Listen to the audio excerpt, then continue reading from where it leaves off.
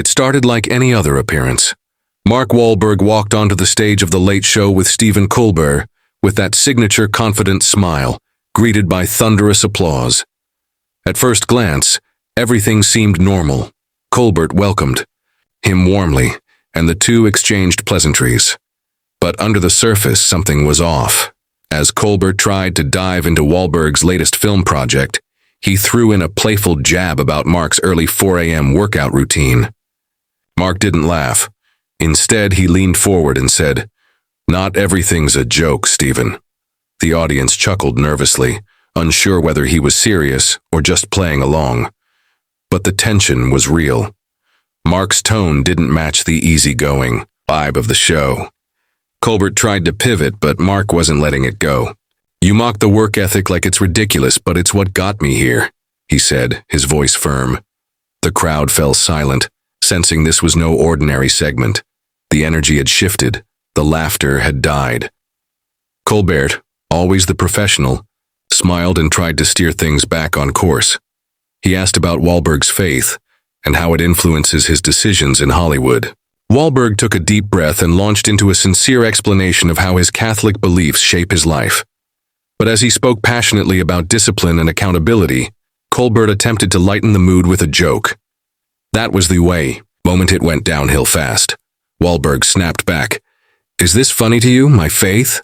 Colbert looked taken aback, saying softly, "No, Mark, just trying to keep it light." Mark didn't back down. "Maybe the problem is everyone wants it light. Nobody wants it real anymore." The audience sat stiff, unsure of how to respond. There was no laughter now, only eyes fixed on the two men sitting on opposite sides of the desk, locked in a subtle but unmistakable battle of egos and values. Colbert quickly changed the topic, bringing up a viral moment from Mark's past when he awkwardly cooked on live television. "That was a classic," Colbert joked. Mark, unimpressed, replied, "It was a moment. Doesn't mean it needs to live forever as a meme." Stephen chuckled nervously, clearly trying to de-escalate the tension, but Wahlberg wasn't interested in playing along. "You bring people on here to laugh at them, not with them," Mark said, now visibly agitated. "You think because it's late night everyone should be a punchline?" Colbert looked shocked and responded calmly, "Mark, this is a comedy show. People expect a bit of fun." Wahlberg leaned in.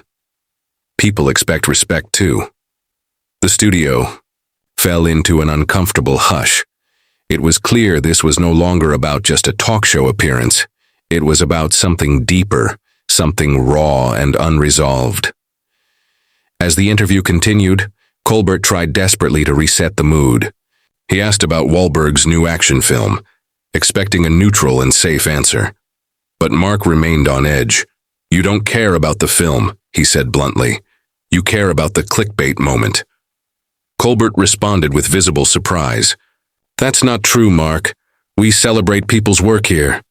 Wahlberg raised an eyebrow and said, "Then why does everything turn into a joke or a roast?" The tension now felt thick enough to cut with a knife. Colbert paused and said, "Because people come here to laugh, that's the format." Mark shook his head. "That format is broken," he said. The studio audience sat frozen. No one wanted to clap. No one dared laugh. What was unfolding wasn't entertainment. It was confrontation. It was authenticity meeting satire, and neither one willing to budge. Things took an even sharper turn when Colbert attempted to wrap the interview early, likely on producer cues to cut things short.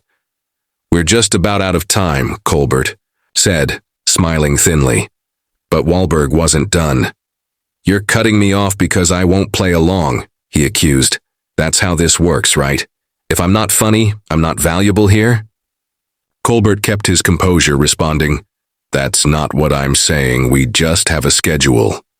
Wahlberg stood up from his seat, looked out at the crowd, and said, "Maybe some of us have outgrown this kind of platform." The gasp in the audience was audible. Colbert offered a calm, "Mark, you're welcome here anytime," but the actor was already walking off stage. The camera scrambled to follow him before cutting to commercial. What just happened? The silence was louder than applause. Social media exploded within minutes. Clips from the show went viral. Wahlberg vs. Colbert trended across platforms. Some viewers applauded Mark for his authenticity, saying he stood up against the shallow nature of talk show culture.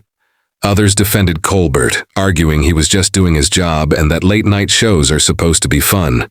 Debate raged on for days. News outlets dissected every second of the clip, reading into body language, tone, and facial expressions. Memes, hot takes, and reaction videos flooded YouTube and TikTok. It wasn't just about the show anymore. It was about the culture. The question emerged: are celebrities now demanding more respect from entertainment media, or was Wahlberg simply being too sensitive? Either way, the impact was undeniable. The interview had struck a nerve. Wahlberg eventually addressed the situation on Instagram with a lengthy post. "I came to have a conversation. What I found was a script I wasn't interested in reading." He went on to talk about the importance of real dialogue and how platforms that reduce serious moments to punchlines do a disservice to both the guest and the audience. Colbert responded days later on air, saying with a chuckle, "We had a passionate guest, and sometimes passion doesn't fit in a 6-minute segment." The crowd laughed, but even Colbert seemed more reserved than usual. The aftershocks of the clash lingered, even as the show moved on. Other celebrities weighed in subtly, some agreeing with Wahlberg's message, others keeping things vague. It was clear, though, that boundaries were being redrawn, and talk shows couldn't afford to ignore it.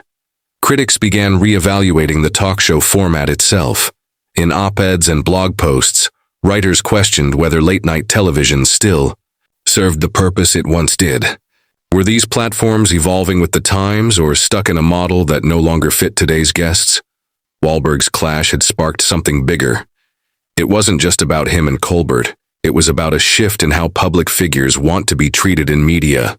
Raw, unfiltered moments were becoming more powerful than polished promotion. And for some guests, especially ones with real stories to tell, the laughter was starting to feel cheap. Audiences, too, seemed more split. Some still loved the laughs. Others were craving depth. The landscape was changing and everyone could feel it. By the end of the week, Wahlberg's walk-off had become part of late-night TV history. It joined the ranks of other famous talk show moments where things went unexpectedly real. But unlike others, this didn't feel like a publicity stunt. There was no follow-up interview, no everything's fine joint post, no reconciliation special. Wahlberg stayed silent, focused on his projects. Colbert continued his show as always, but something about the dynamic had changed. You could sense a new caution in his approach, especially with more serious guests. The message had landed whether he agreed with it or not. The show had been forced to look in the mirror, and so had the audience. Authenticity had made an entrance, and it didn't care about ratings. In the end, what played out on Colbert's stage was more than just a fiery clash. It was a cultural checkpoint, a moment when two people, one known for comedy, the other for intensity, collided in a way that made viewers question what they were watching. Was this really entertainment, or just a moment when the mask slipped? Mark Wahlberg's refusal to play along wasn't about ego. It was about drawing a line. And while some viewers disagreed with his delivery, almost everyone agreed it was real. In a world built on performance, sometimes reality is the most shocking thing of all. The clash reminded us that even on a stage filled with lights, laughter, and cameras, truth still finds its way to the surface. And once it does, there's no going back.